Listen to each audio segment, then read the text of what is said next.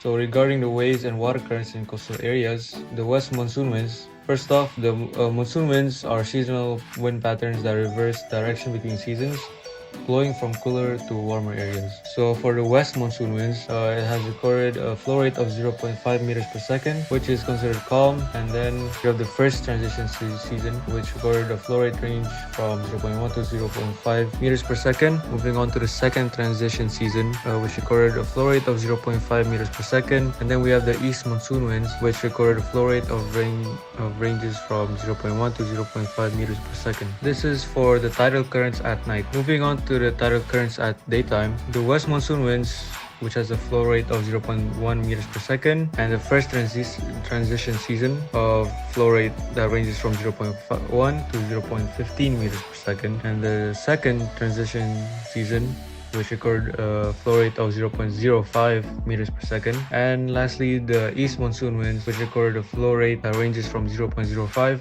to 0.1 meters per second. So the types of fish that were caught from the coastal surrounding area of Jabon in 2018 was the trevally fish, which is pelagic, crabs, which are demersal, the Lathrinidae types of fish, which is pelagic. Then we have the blue swimming crabs, which are demersal. Then we have the snapper fish, which is demersal, and we have the sea snails, which are also demersal. And the types of fish that were caught in the fish farms were milkfish, shrimps, tilapia types of fish, silver catfish, and catfish. And to add, the fishermen sell the fish to the markets within the area of the villages where the population centers are. It is not centralized, as each individual will sell it by themselves to the markets. For the water clarity level, this is our attempt to use the Ssdal on Porong River and the estuary around Lusi Island, measured in centimeters by marking the line and measuring afterwards. The Ssdal was lowered down slowly beside the boat and left there for a minute to confirm the clarity. These are the results received from the observation. Every attempt is measured every 800 meters. The first attempt was 800 meters from the fishing port, and the last attempt was at the estuary beside Lusi Island, approximately 4 kilometers from the port. And this is for the table. There is attempt and the length. For attempt 1, we got 10.5 centimeter length. For attempt 2, 11.5 centimeter. For attempt 3, 12.6 centimeter. For attempt 4, 13.7 centimeter. And the last one for the attempt 5 is 19 centimeter. From our research survey conducted in Tambak Kalisogo village and Kedung Pandan, we identified several advantages and disadvantages of the area. For example, the presence of Tlocor marine tourism and fishing ponds along the river provides opportunities for tourism and recreational activities.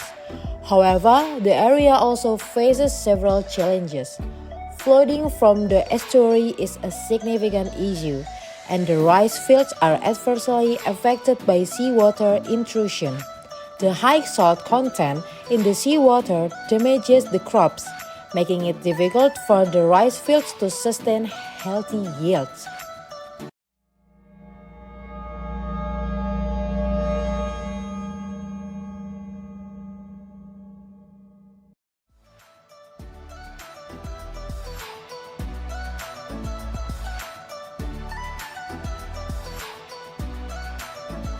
The population of Tambak Kalisogo village is 2,636 with 1,320 men and 1,316 women. And the population of Kedung Pandan village is 4,865 with 2,406 men and 2,459 women. And the types of agricultural land, the first one is the rice fields and palawija. Rice fields and palawija accounts for 83 hectares in Kedung Pandan and 7 hectares in Tambak Kalisogo in 2021. After that, there is fishing ponds. A large majority of the land is used up by fishing ponds, making up 1,176 hectares in Kedung Pandan and 855.70 hectares in Tambak Kalisogo, respectively in 2021. And the total area of Jabon sub-district is 8,604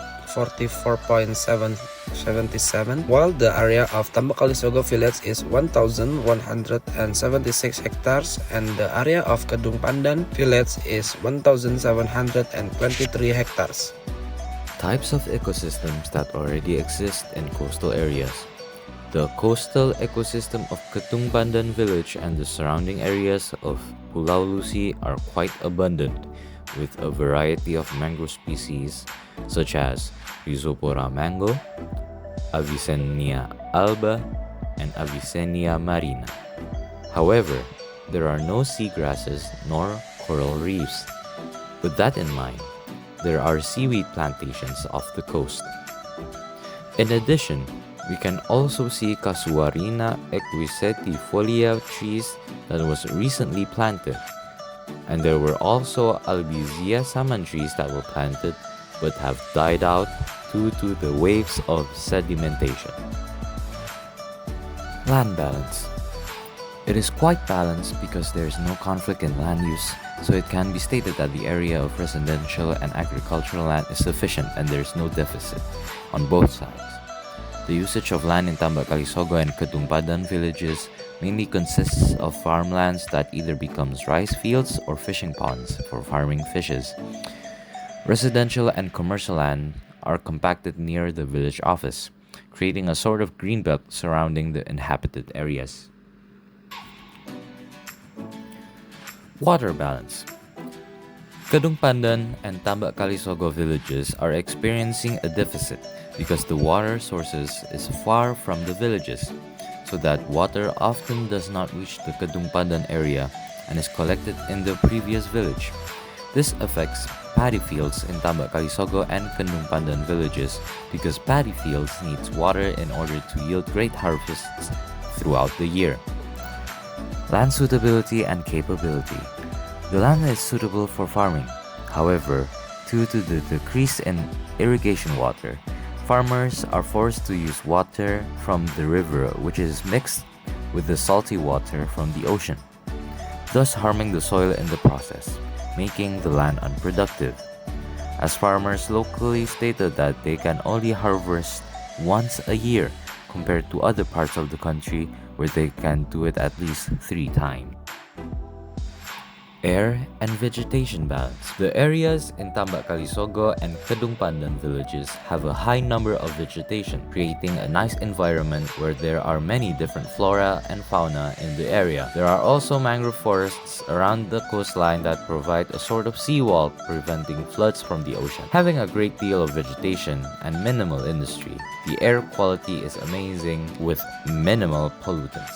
The water surface temperature. So based on the data that we get in 2018, the sea surface temperature around Lusi Island is between 29 and 32.5 degrees Celsius. From the temperature, the appropriate development for the area's temperature is the development of fish resources, seagrass ecosystem, and also the utilization of alternative energy. And also for the bathymeter data, the sea area of Sidoarjo Regency has a fairly low slope depth of around 2 until 35 meters. There are 3 types of soil, such as alluvial, grey alluvial, and alluvial hydromorph that reside especially in Tambak Kalisogo village and Tlocor, which is within the boundary of Kupang village. The soil along the Porong River through the coast of Pulau Lusi and the estuary are mostly muddy soils with black sand and sediments mixed into it. Part of this, because of the Lusi Island itself, is the result of the sedimentation of Lapindo mudflow. And continuing the topic, the slope that is Tambak Kalisogo village, Kupang village, and Dusun Tlocor have are very flat. We noticed throughout the journey that the roads are very smooth with little to change in height. Even when entering areas with less developed roads, the height did not change very much, though noticeable height are spotted near the road along the river. And through data research, the slope condition is actually 0.2%. And with this area being very flat, it has the potential to push the infrastructure more. Potential disasters and problem.